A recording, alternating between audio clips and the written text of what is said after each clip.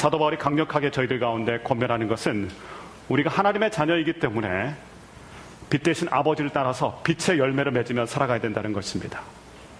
그리고 우리는 하나님의 부르심을 받은 거룩한 자녀이기 때문에 부르심에 합당하게 살아가야 된다. 근데 이것이 내 능력이나 내 의지나 감정 가지고 되는 문제가 아닙니다. 그래서 사도 바울은 우리에게 성령의 충만함을 받으라. 성령의 능력으로. 그러니까요, 우리가 주님의 뜻을 이루는 건 우리 힘으로 되는 게 아닙니다. 오히려 내가 죽어야 됩니다. 자아 충만이 아니라 그래서 성령 충만이 되어야 한다는 것입니다. 성령님이 인생의 주도권을 잡으시고 우리를 사로잡아 주셔야 우리 가운데 거룩의 능력이 나타난다는 것입니다. 이 성령 충만의 모습. 그래서 지난주부터 이 성령 충만의 모습을 보았는데, 성령 충만은 누가 제일 잘할까요? 나하고 가장 가까운 사람이 제일 잘합니다. 그래서 성령 충만은 어디서부터 시작되냐면 남편과 아내 사이부터 시작돼야 돼요. 남편이 인정하지 않는 아내의 성령 충만은 굉장히 위험합니다. 아내가 인정하지 않는 남편의 성령 충만 또한 위험합니다. 성령 충만은 누가 인정해야 되냐면 가장 가까운 사람이 인정해야 돼요. 그 성령 충만한 모습이 삶에서 어떻게 나타날까요? 특별히 부부 사이에서는 사랑과 순종의 모습으로 나타난다고 했습니다. 성령 충만한 남편은 아내를 자기 몸처럼 사랑하게 된다는 것입니다.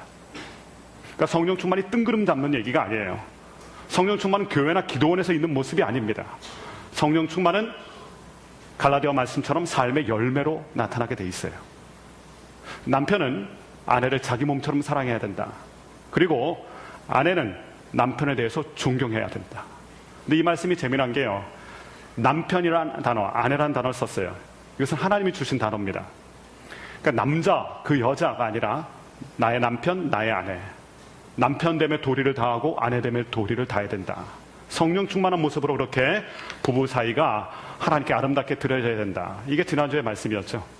오늘 말씀은 성령 충만한 부모는 자녀를 어떻게 양육할 것인가, 또한 성령 충만 하나님의 나라를 살아가는 거룩한 백성은 자녀로서 육신의 부모를 어떻게 섬겨야 되나, 또한 성령 충만한 하나님의 사람들은 세상 가운데 어떤 모습으로 서 있어야 되나, 이것에 대해서 사도 바울의 권면의 말씀입니다. 오늘 말씀 이렇게 시작합니다. 1절 같이 한번 읽어보겠습니다. 1절입니다. 시작. 자녀들이여 주 안에서 부모에게 순종하십시오. 이것이 옳은 일입니다. 자녀들이여 주 안에서 부모에게 순종하십시오. 성령 충만하면 한 가지 쉬워지는 게 있어요. 순종이 쉬워집니다. 왜냐하면 자아가 죽었거든요. 내가 죽고 거룩한 예수님의 영이 내 안에 거시기 때문에 예수님의 영은 예수님 말씀하신 대로 인자는 섬김을 받으려 함이 아니라 섬기러 오셨다. 순종과 낮아짐이 즐거워집니다. 그런데 정과 욕심으로 나로 가득 차게 돼 있으면 불편해요. 순종하는 게 불편하고요. 그런데 성령으로 충만하면 내 정과 욕심이 죽는 것이기 때문에 순종하는 게 편해집니다. 순종하는 게 쉬워집니다. 특별히 모든 자녀에게 주시는 하나님의 말씀, 부모에게 순종하라. 그러니까 부모님에 대해서 순종할까 말까를 갈등하면 안 된다는 것입니다. 부모라는 타이틀, 부모라는 위치는 하나님이 주신 질서입니다. 그렇기 때문에 부모님의 이 권위, 부모라는 단어의 이 권위에 순종하는 것이 하나님의 자녀로 마땅한 것이다. 어렸을 때는요, 부모님에게 순종하는 게 참 쉽습니다. 왜냐하면 부모님이 힘을 가졌잖아요. 부모님이 큰 산처럼 보이고, 모든 아이들은 아빠를 볼 때 아빠가 다 슈퍼맨처럼 보이고, 힘있고 강한 부모. 그런데 시간이 지나면 우리의 사랑하는 부모님들이 힘이 없어지고 모든 것이 연약해지십니다. 나이도 드시고요, 몸에 병도 드시고요, 경제적으로 약해지기도 하시고, 반면에 자녀들 쑥쑥 커가죠. 힘이 있어지고 모든 게 강해지고. 이런 때 큰 산처럼 보였던 부모님들이 연약해 보이기 시작합니다. 강한 줄 알았던 부모님이 연약한 것을 깨닫게 됩니다. 그래서 안타깝게도 부모님을 무시할 때도 있고요, 부모님을 방치할 때도 있고. 정말 인정하기는 싫지만 부모라는 단어가 굉장히 가벼워진 시대를 저희는 살고 있습니다. 오죽하면 인면수심의 일들이 많이 일어나잖아요. 부모님에게 폭력을 가하기도 하고요, 부모님 여행시켜준다고 해놓고 현대판 고려장을 하기도 하고요, 있어서는 안 될 일들이 요즘 세대는 많이 일어나고 있습니다. 그런데 오늘 말씀 1절의 말씀을 보면 하나님의 자녀들, 예수 믿는 우리들에게 주시는 하나님의 음성은 주 안에서 부모에게 순종하라. 주 안에서. 이 말은 달리 말하면 예수 믿는 사람이라면, 하나님의 자녀라면 마땅히 부모라는 권위에 순종해야 된다는 뜻입니다. 주 안에서. 이것은 우리가 주님을 믿는다면, 거룩한 빛의 자녀가 되었다면 우리는 하나님의 자녀로서 육신의 부모에게 순종하며 살아가야 된다는 것을 말씀하시는 것입니다. 우리 중에 그 어느 누구도 부모님을 선택한 사람은 없습니다. 부모 자녀 관계는요, 선택의 문제가 아닙니다. 하나님이 주신 관계죠. 하나님께서 특별한 뜻이 있어서 이 땅 가운데서 부모와 자녀의 연으로 맺어 주신 거예요. 그 관계로 주신 것입니다. 여긴 또 하나님의 질서도 있죠. 우연의 사건이 아니라 하나님의 특별하신 섭리입니다. 간혹가다 우리가 듣는 얘기가 있잖아요. 부모 잘못 만났다. 이 말은 불신의 말입니다. 그 어느 누구도요, 그 어떤 형편에 있는 사람이라도 부모 잘못 만난 자녀는 없습니다. 하나님이 특별하게 그 부모 밑에 그 자녀로 주신 것입니다. 그러니까 그 부모를 인정하지 않는 것은 결국 그 부모를 주신 하나님에 대한 원망이고 하나님에 대한 불신입니다. 하나님의 뜻을 거스리는 것입니다. 하나님의 사람은 부모님의 인격과 부모님의 실력 때문에 부모님을 공경하는 것이 아니라 부모님에게 순종해야 될 영적인 질서와 영적인 의무가 있다는 것입니다. 그래서 오늘 우리는 이 말씀 앞에서 새로운 결단을 해야 됩니다. 주 안에서 부모를 순종하라는 이 말씀 앞에 하나님, 내가 우리 부모님을 사랑하고 섬기고 순종하겠습니다. 부모 공경과 부모 사랑은 연례 행사가 아닙니다.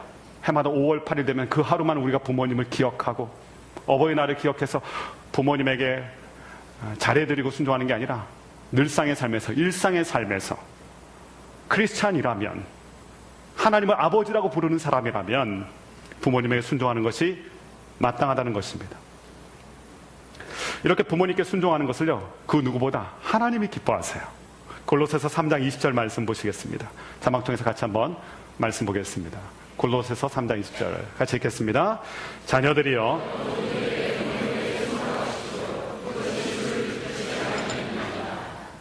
모든 일에 부모에게 순종하십시오. 이것을 하나님이 기뻐하십니다. 하나님이 기뻐하신다는 거예요. 예수님도 그러한 모습으로 세상을 사셨어요. 세상에 계실 때 부모님께 순종하는 것을 기뻐하셨습니다. 그래서 성경에도 이렇게 기록이 되어 있어요. 예수님의 모습에 대해서 누가복음 2장 51절 말씀 보면 부모님에게 순종하는 예수님의 모습을 이렇게 기록하고 있습니다. 같이 한번 읽어보겠습니다. 그리고 나서 예수는 내려가 나사렛으로 돌아가서 이 모든 일을 마음에 간직했습니다. 부모님께 순종하며 지냈습니다. 이 사건 전에, 이 말씀 전에 있었던 사건을 우리가 기억하지 않습니까? 내가 아버지의 집에 있어야 되는 줄 모르십니까? 예수님을 잃어버린 줄 알았어요. 그래서 헐레벌떡 다시 와서 보니까 거기서 말씀을 나누고 있던 예수님을 봤는데 예수님이 말씀하시죠. 내가 아버지 집에 있어야 되는 걸 모르십니까? 그런 다음에 있었던 일인데 나사렛으로 돌아가서 부모님께 순종하며, 육신의 부모님께 순종하며 지내셨다는 거예요. 순종의 모습. 자녀란 타이틀을 가진 모든 사람은요, 부모란 타이틀을 가진 모든 분에게 순종해야 됩니다. 육신의 부모에게 순종하라. 이것은 하나님이 주신 권위고요, 하나님이 주신 질서입니다. 이렇게 하나님이 기뻐하신 일을 따르면 반드시 하나님의 복이 있죠. 하나님이 좋아하신 일을 하게 되면 하나님의 복이 임하는 거예요. 그 복을 오늘 2절과 3절에서는 이렇게 표현하고 있습니다. 같이 한번 읽어볼까요? 하나님이 주시는 복을 같이 보겠습니다. 시작. 내 아버지와 어머니를 공경하라.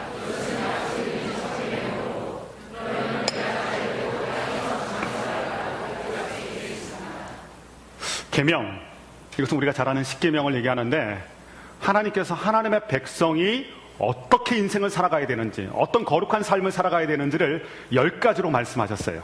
우리가 잘 아는 십계명이죠. 십계명은 크게 두 부분으로 되어 있습니다. 1계명부터 4계명은 하나님에 대한, 그리고 5계명부터 나머지 10번째 계명에 대한 것은 인간 관계에서, 하나님과의 관계에서 지켜야 될 것, 또한 인간 관계에서 지켜야 될 것. 근데 그 첫 단추가 뭐냐면요, 부모를 공경하라는 거예요. 첫 단추를 잘못 끼면 모든 것이 망가지는 것처럼 부모님을 공경하지 않는데 사회생활을 잘할 수 있다? 부모님에게 순종하지 않는데 모든 질서를 잘 회복할 수 있다? 어불성설이죠. 부모님과의 관계에 실패하면 모든 것에 실패할 수밖에 없습니다. 하나님께서 특별히 약속의 말씀을 주셨는데 부모님에게 순종하는 이 하나님의 사람에게 복, 두 가지 복을 얘기하시죠. 첫 번째는 내가 잘 될 것이다. 잘 될 것이라는 이 말씀 그대로는 무슨 뜻이냐면 막힘이 없다, 장애물이 없다라는 뜻입니다. 마치 인생이 8차선 하이웨이로 뻥 뚫어놓은 것처럼 그의 인생에 장애물들이 없다, 거침이 없다, 이런 뜻입니다. 부모님과의 관계에서 성공하면 모든 관계에서 승리할 수 있다, 이렇게도 해석할 수가 있습니다. 요즘 문제가 되는 여러 가지 사회 현상 중에 사회 부적응자에 대해서 얘기하지 않습니까? 이번에도 끔찍한 사건이 일어났는데 소시오패스라는 말을 하기도 하고요. 사회 부적응자, 청소년들의 부적응 문제, 중독 문제, 여러 가지 사회생활에 적응하지 못하는 그 기반 안에 많은 교육학자, 심리학자들은 무엇을 얘기하냐면 부모관계의 실패를 얘기합니다. 하나님이 주신 이 첫 번째 관계, 태어나면서부터 맺어지는 이 관계에서 실패하면 모든 인간관계에 대한 어려움을 겪는다는 이 말씀의 증거가 요즘에 교육학자, 심리학자들의 입에서 나오게 되는 거예요. 옥스퍼드 대학의 가정교육연구소 M. 뷰캐넌 박사란 분이 40년 동안 연구했답니다. 40년 동안 연구한 것을 발표를 했는데요. 어제 신문에 나왔던 얘기예요. 어린 시기의 부모와 관계가 아이의 미래를 결정하고 아이의 사회성을 결정한다.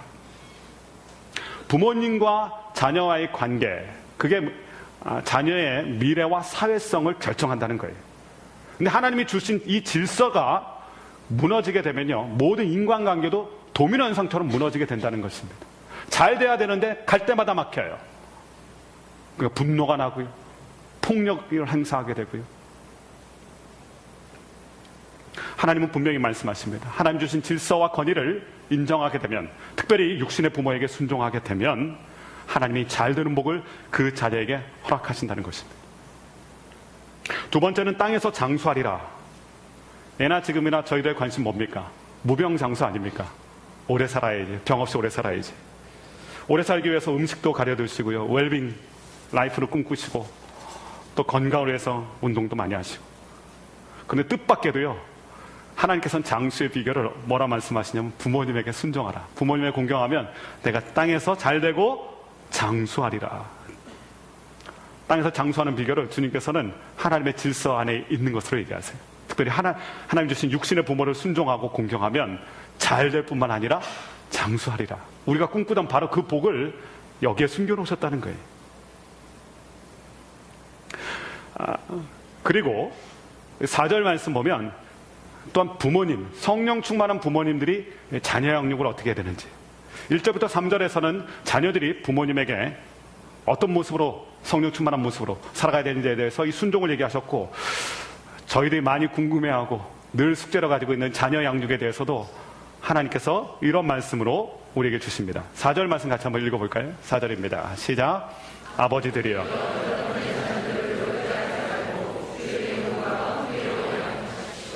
아버지들이여. 전통적으로는 자녀 양육을 누구에게 맡겨놓습니까? 아내들에게 맡겨놓잖아요. 많은 남편들이 당신이 하면 된다. 어머니와 아내에게 이 자녀 양육의 몫을 밀어넣는 경향이 많지 않습니까? 근데 성경을 보면요, 자녀 양육의 결정적인 키를 아버지에게 얘기하시네요. 아버지들이여, 아버지들이여, 여러분의 자녀들 노엽게 하지 마시고 주의 교훈과 훈계로 양육하라. 요즘 TV 프로그램 중에 아빠 어디 가라는 프로그램이 있어요. 많이들 보실 거라고 생각해요. 어린 자녀들과 함께 시간을 보내면서 친밀함을 누리는. 제가 모든 TV 프로그램 다 별로 안 보고 싫어하는데 그 프로그램은 참 좋아해요. 아버지 효과라는 교육 방법이 있습니다. 자녀 교육법 중에 아버지 효과.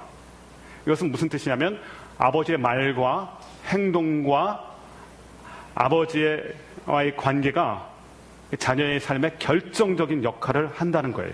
왜냐하면 아버지가 권위자이기 때문에 그렇습니다. 누구든지 권위자에 의해서 삶의 모양이 형성이 됩니다. 근데 아버지를 통해서 이 아버지 효과, 아버지에게서 무엇을 느끼고 배웠느냐가 자녀들의 삶을 결정한다는 거예요. 자녀의 미래를 결정한다는 것입니다. 요즘 새로운 신조어로 뜬 단어 중에 하나가 프렌드라는 단어가 있어요. 프렌디. 친구인 프렌드와 데디, 아빠라는 단어를 합친 거예요. 그러니까 옛날같이 아빠가 근엄하고 이런 차가운 그런 느낌이 아니라 친구 같은 아빠. 이게 요즘에 뜨는 단어예요. 그래서 30대, 40대의 젊은 아빠들은 이 프렌디 성격을 가지고 있다. 어제 저희 손오늘교에서도 아이들과 함께 썸머스쿨 했거든요. 어린 자녀들. 근데 제가 참 기뻤어요. 왜냐하면 아버지들이 자녀들 다 데리고 왔더라고요. 함께 아버지와 함께 말씀을 듣고 아버지와 함께 밖에 나가서 물놀이를 하고 말씀을 듣고 야외 활동을 하고 아버님들도 많이 기뻐하시는 모습을 보았어요. 친구 같은 아빠의 모습. 오늘 말씀에서 자녀 양육의 키를 우리는 자꾸 아내에게, 엄마에게 이렇게 밀어넣는데 아버지에게 있다고 말씀하시면서 자녀 양육에 대해서 성령 충만한 아버지들, 성령 충만한 부모님들이 어떻게 자녀를 양육해야 되는지를 말씀하시는데 첫 번째는 자녀를 노엽게 하지 말라. 자녀를 노엽게 하지 말라. 저희들에게도 낯선 단어지만 당시 이 헬라 문화에 있는 아버지들에게는 이 말이 굉장히 충격적인 말입니다. 헬라 문화의 특징 중에 하나가 가부장적인 문화거든요. 절대 권력을 가진 사람이 집안의 아버지입니다. 어느 정도냐면 참고자료를 찾아보니까요, 아버지가 부모님들이 원치 않는 자녀는, 부모님에게 잘못하는 자녀는 버리거나 노예로 팔아버릴 수도 있었고, 이게 비일비재했다는 거예요. 그리고 아이를 때리거나 심지어는 아이를 옥에 가두는데 어느 정도 하냐면 아이를 위한 전용 감옥이 있었다는 거예요. 아이들을 향한. 아이를 물건 취급한 거죠. 인격체로 대하지 않았던 거예요. 근데 중요한 것은요, 아이들 이렇게 학대를 당하면 아이들 마음에 분노가 있어요. 이게 무서운 것입니다. 아이들이 영혼 없는 대답을 많이 하잖아요. 네. 근데 마음속에 분노가 있다는 거예요. 부모님에게 제대로 배우지 않으면, 부모님의 사랑과 존중을 받지 못하면 이 분노가 있는 거예요. 그래서 성경 말씀은 아이가 잘한다고 잘하는 게 아니라 아이를 잘 살펴야 돼요. 우리 아이들 안에 분노가 싹 트진 않는지, 이 분노, 마음에 독이 되는, 영혼에 독이 되는, 정신에 독이 되는 이 노여움. 그래서 성경은 아주 적나라하게 얘기해요. 자녀를 노엽게 하지 마라. 노여움이라는 단어는 누가 쓰나요? 상급자, 위에 있는 사람. 나를 노엽게 하지 마라. 부모를 노엽게 하지 마라. 이러면 쉽게 알아듣겠는데 자녀를 노엽게 하지 말라. 자녀들이 상처받고 분노하는 데는 몇 가지 이유가 있다고 합니다. 첫 번째는 잘못된 권위주의. 권위는 중요하죠. 부모라는 권위는 중요합니다. 하나님이 주신 권위니까.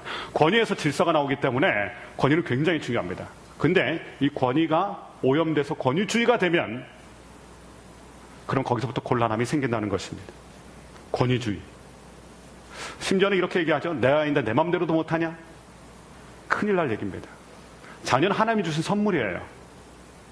하나님의 사랑을 받는 거룩한 자녀를 우리를 통해서 우리에게 잠시 맡겨주신 거예요. 청지기 사명이 있어야 됩니다.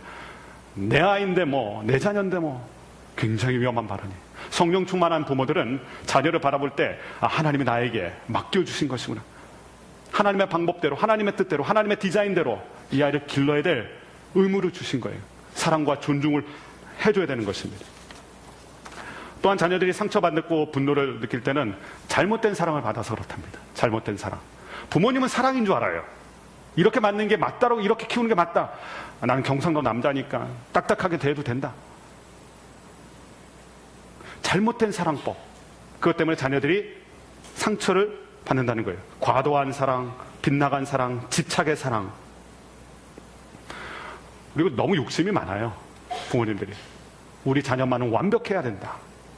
우리 자녀는 완벽해야 된다. 그래서 자주 하는 말이 해라.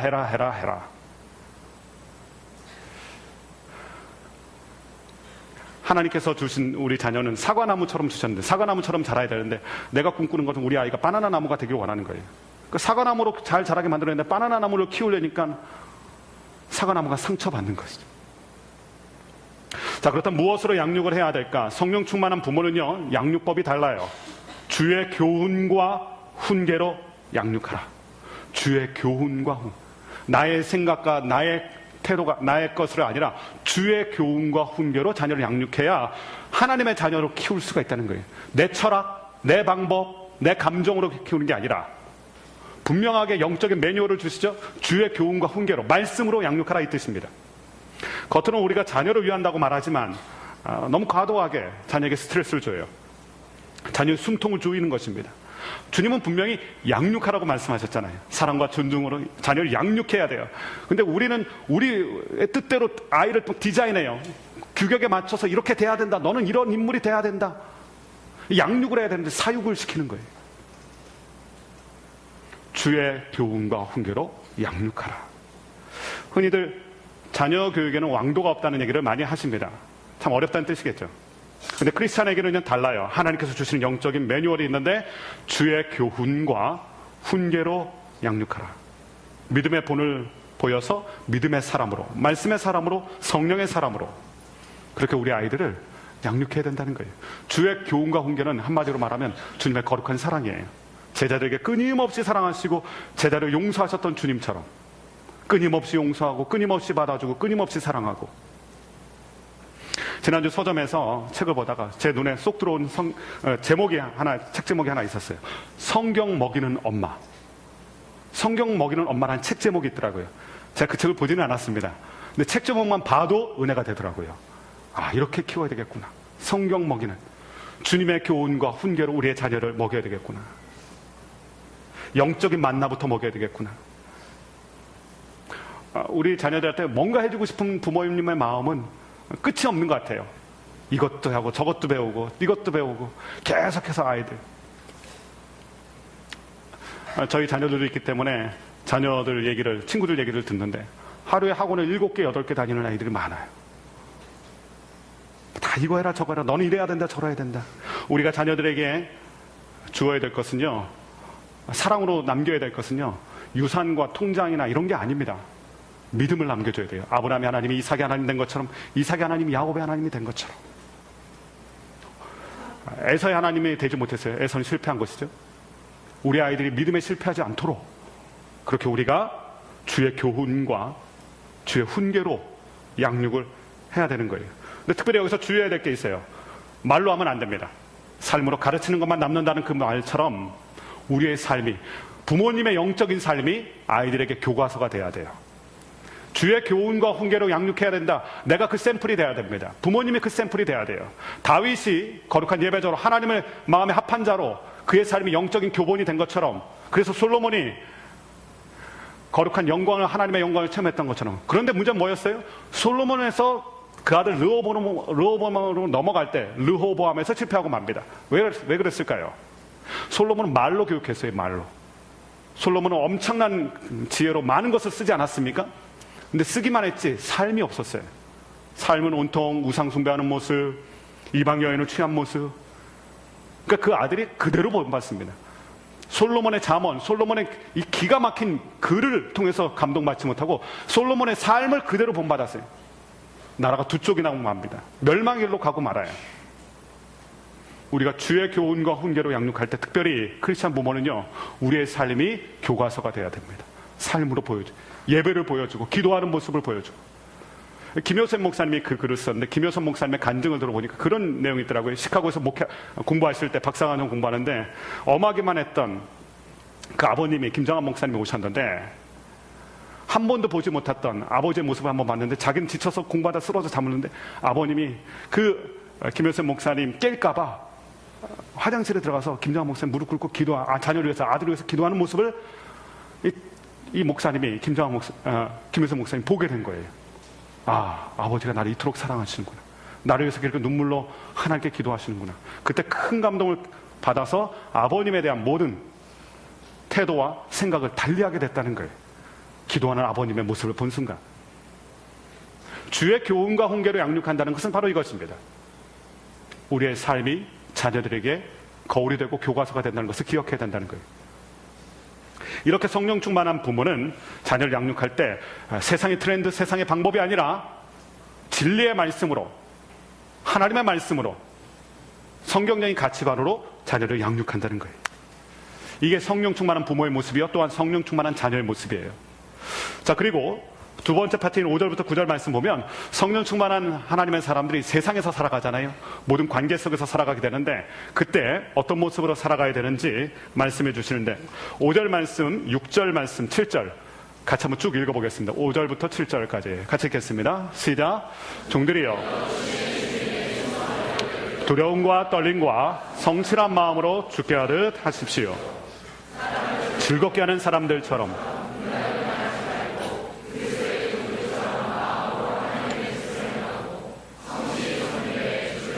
하고 사람에게 하듯 마십시오. 종이라는 신분이 나오잖아요. 노예. 당신 로마의 지배를 받고 있었는데 로마 시대에 노예가 얼마나 많았냐면 7천만 명. 로마가 다스리던 그 모든 인구의 절반 이상이 노예 신분이었다고 합니다. 지금 에베소 교회와 성도들에게 편지를 쓴 거잖아요. 이 땅도 마찬가지겠죠. 근데 에베소 교회 성도들 중에 기록에 의하면 거의 80%가 이 종의 신분을 가진 사람들이었다고 합니다. 힘들고 어려운 형편에 있다 보니까, 고단한 인생을 살아가다 보니까 그들에게 들려진 이 자유의 복음, 이 은혜의 복음이 마치 그 스펀지가 물을 빨아들이듯이 그 마음이 영원히 가난하니까요. 그러니까 가난한 마음에 이 복음이 쑥 들어온 거예요. 많은 사람들이 와서 예배드렸는데 그 대부분이 종이었다.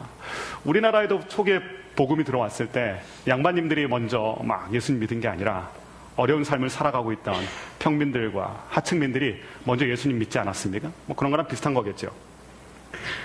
그렇게 에베소 교회에 편지를 쓰는데 그 많은 종들, 노예들에게 노예라는 신분이 누군가의 밑에 있을 때 어떻게 살아가야 되는지를 얘기하는데, 위에 사람들을 대하여서 사람을 즐겁게 하는 것처럼 눈가림만 하지 말고 그리스도의 종들처럼 하나님의 뜻을 행하고 주를 섬기듯 섬겨라, 이렇게 얘기하십니다. 몇 가지로 얘기하시는데, 첫 번째는 두려움과 떨림의 마음으로 대하라. 이것은 짓눌려서 공포심에 그렇게 살라는 게 아니라요, 사랑과 존경의 마음을 가지고 따르라는 것입니다. 하나님이 주신 권위에는 언제나 질서가 있습니다. 권위와 질서가 같이 가는 거죠. 근데 권위가 무너지면 질서도 깨집니다. 이번 주에 있었던 일 중에 그 경찰관이 차에 이렇게 검문 검사하다가 도망가는 사람이 차에 이렇게 끌려간 일이 있었잖아요. 그 권위를 무시하니까 무질서가 온 거죠. 파괴가 오는 거죠. 하나님이 주신 권위는 굉장히 소중해요. 그 권위를 인정하지 않으면 삶의 질서가 무너지기 때문에 그렇습니다. 그러니까 이 권위에 대해서 존경심을 가지고 밑에 있을 때는 위에 사람에 대해서 그러한 존경의 마음을 가져야 된다. 두 번째는 성실한 마음으로 주께 하듯 성실하라. 이 성실이란 단어 자체가요, 굉장히 재미난 뜻을 가지고 있습니다.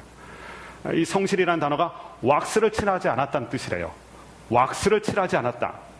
왁스를 왜 칠하냐면요, 도자기 같은 걸 만들 때 흠이나 기스가 갈 때가 있잖아요.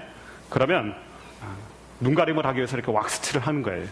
그러면 감쪽같이 넘어갈 수 있거든요. 그걸 원래 폐기해버려야 되는데 그걸 폐기 안 하고 그렇게 놔둬버린 거예요. 사람의 눈은 속일 수 있죠. 근데 본인은 알죠.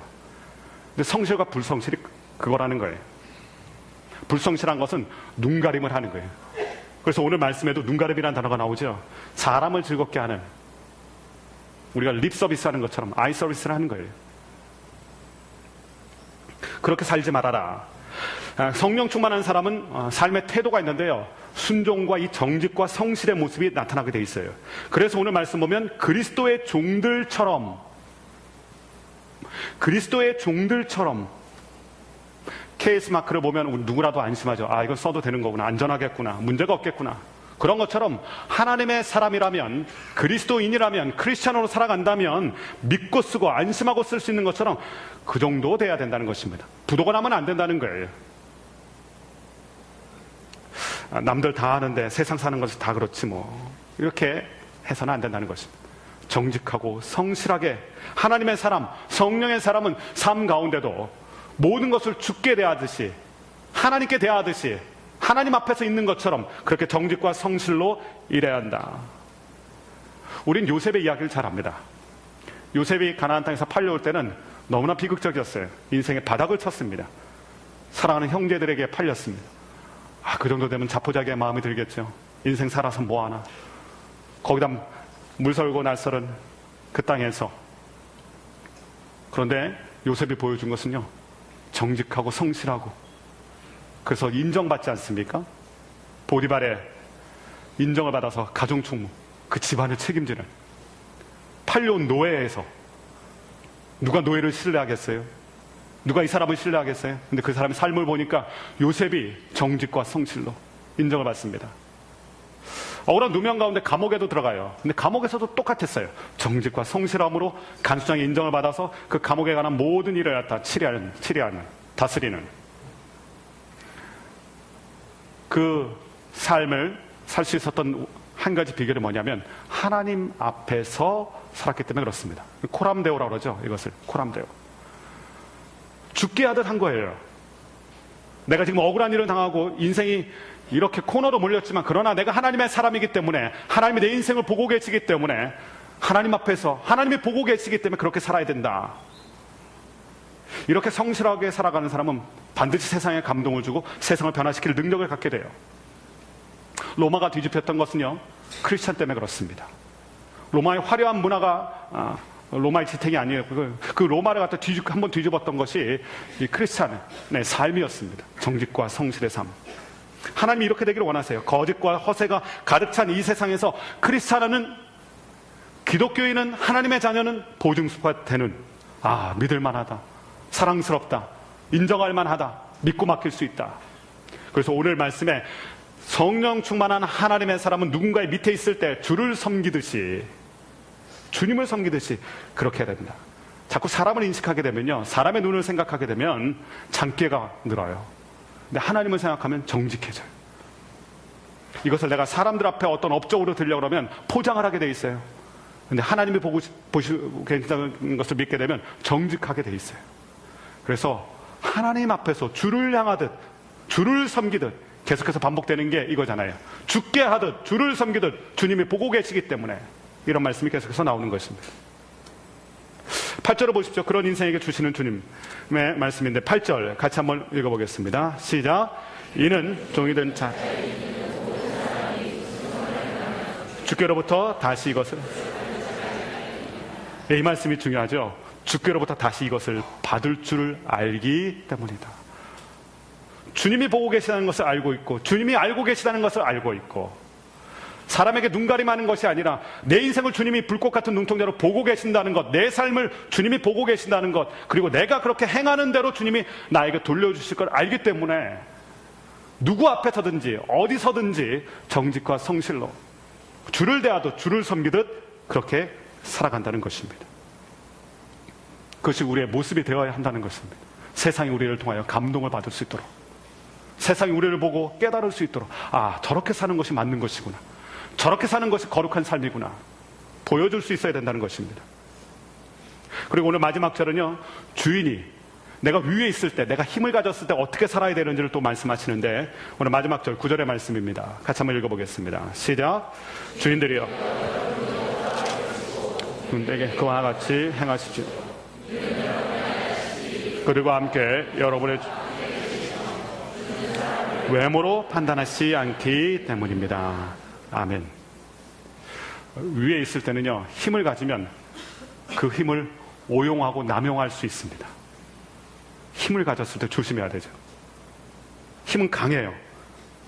그래서 잘 쓰면 좋지만 잘못 쓰면 다치게 만듭니다. 누군가 위에 있을 때 아랫사람을 다치게 할 수 있다는 뜻입니다. 부모라는 위치에서 아래에 있는 자녀를 해칠 수도 있고요, 직장 상사라는 위치에서 자신의 팔로워들에게 해를 가할 수도 있다는 것입니다.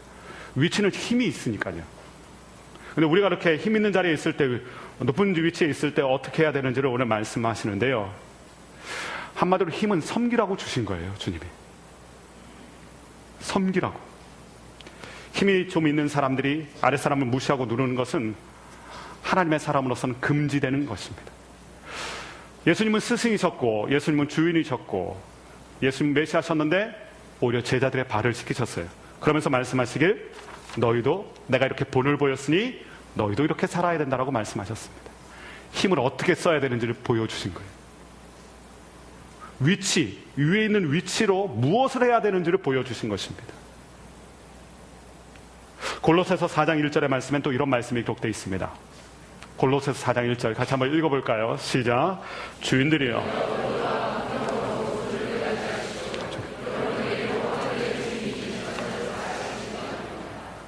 위에 있는 사람이 깨달아야 될 게 있어요. 위에 있는 사람이 자꾸 밑을 보면 안 돼요. 밑에 사람들만 봐서는 안 돼요. 위에 있으면 더 위에 있는 분을 봐야 돼요. 하늘을 봐야 돼요. 하나님이 계신 것, 인생의 주인이 있다는 것을 깨달아라. 오만하지 말아라. 기고만장하면 안 된다는 뜻이에요. 오히려 최고의 힘과 능력을 가진 그분이 낮아지셔서 우리를 섬기신 것처럼 힘이 있을 때는 그것을 섬김으로 써야 된다. More power, more responsibility. 힘이 있을 때 책임감이 더 있어야 돼요. 섬기는 책임감을 가져야 됩니다. 섬기는데 그 아름답게 그 힘을 써야 됩니다. 고 장기려 박사님, 위대한 크리스찬이고 위대한 의술을 가졌던 장기려 박사님 이야기는 많은 사람에게 감동을 주죠. 한 병원의 병원장이셨고 의술로 말하면 많은 사람의 존경을 받는 의사 선생님이셨는데, 이 장기려 박사님 우리에게 감동을 주는 것은 그분이 당대 최고의 외과 의사였고 병원 원장이셨음에도 불구하고 늘 월급보다 가불이 많았대요. 늘 마이너스였대요. 그분이. 왜 그러냐면 헐벗고 힘들고 어려운 사람들이 다른 병원에 안 받아주거든요. 근데 장기려 박사님은 받아주시는 거예요. 그리고 그렇게 치료하신 다음에 갚을 능력이 없는 사람들을 위해서 병원 뒷문을 열어놓으셨대요. 그리고 다 빼돌리신 거예요. 가라고. 병원 측의 입장에서 보면 다 소인하고 마이너스잖아요. 근데 장기려 박사님, 그거 내 월급에서 다 해라. 근데 너무 많으니까 월급 받으실 게 없는 거예요. 다 마이너스에 가불 인생인 거예요. 그분의 묘비에 이렇게 써 있다고 합니다. 주님을 섬기다가 간 사람. 주님을 섬기다가 간 사람. 그리고 책상에는 나는 그리스도의 종일 뿐입니다. 이런 걸 써서 놓으셨다고 그래요. 항상 하나님을 바라보고 살았던 거예요. 위에 계신 하나님, 그리고 세상과 사람을 섬겨주셨던, 가난한 사람에게 친구가 되어주셨던 그 주님을 바라보면서 그분의 위치에서 무엇을 하며 살아갈지를 결단하신 거예요. 섬기며 살아가리라. 사랑하며 살아가리라. 사람들 살리며 살아가리라. 그 힘과 능력을 그렇게 쓰신 거예요. 하나님의 사람, 성령 충만한 하나님의 사람은요, 있다고 교만하지 않고요, 없다고 또 비굴하지 않습니다. 낮은 자리에 있을 때는 주님의 명령대로 위에 사람을 존경심으로 바라고, 그렇게 주님을 하듯, 예수님께 하듯, 하나님께 하듯 그렇게 정직과 성실로 살아가고요, 위에 있을 때는 그 주신 것에 감사해서 그것을 또 밑에 사람들을 섬기는데 그 힘을 쓰고요. 하나님의 사람은 이렇게 산다는 거예요. 성령의 사람은, 하나님의 사람은 부부관계에서 사랑과 순종의 삶을 살아가고, 부모 자녀의 관계에 있을 때, 부모에 있을 때는 자녀를 사랑으로 주의 말씀으로 양육하고, 내가 자녀일 때는 부모님을 순종하며 살아가고, 또한 사회생활에서는 주님께 대하듯이 또한 내 인생 위에 주님이 있다는 것을 깨닫고 그렇게 겸손한 모습으로 살아간다는 거예요. 이게 성령 충만입니다. 성령 충만은 교회와 기도원에서 이루어지는 모습이 아닙니다. 우리의 삶의 열매예요. 삶에서 나타나야 될 열매입니다. 이런 거룩한 성령의 충만한 열매들이, 이 아름다운 모습이 저와 여러분의 모습, 우리 수원 오늘교회 가족들의 모습이 되실 수 있기를 주님의 이름으로 축원합니다. 기도하겠습니다. 사랑하는 주님, 우리가 자녀이기 때문에 마땅히 주님 주신 권위와 질서에 순종해서 우리 부모님을 살피고 사랑하며 살아가는 우리가 되기를 원합니다. 하나님 또한 우리에게 부모라는 거룩한 타이틀을 주셨는데, 우리의 자녀들 내 생각과 내 방법과 세상의 트렌드가 아니라 주님의 교훈과 훈계로 말씀으로 양육하여서 하나님의 자녀로 길러내는 거룩한 축복이 있게 하여 주시옵소서. 하나님 아버지, 우리가 누군가의 밑에 있을 때는 주님께 대하듯 정직과 성실로 대하게 하여 주시고, 또한 우리가 힘이 있는 위치에 있을 때는 누군가를 살리며 살아가고 섬기며 살아가는 우리의 귀한 모습 되게 하여 주옵소서.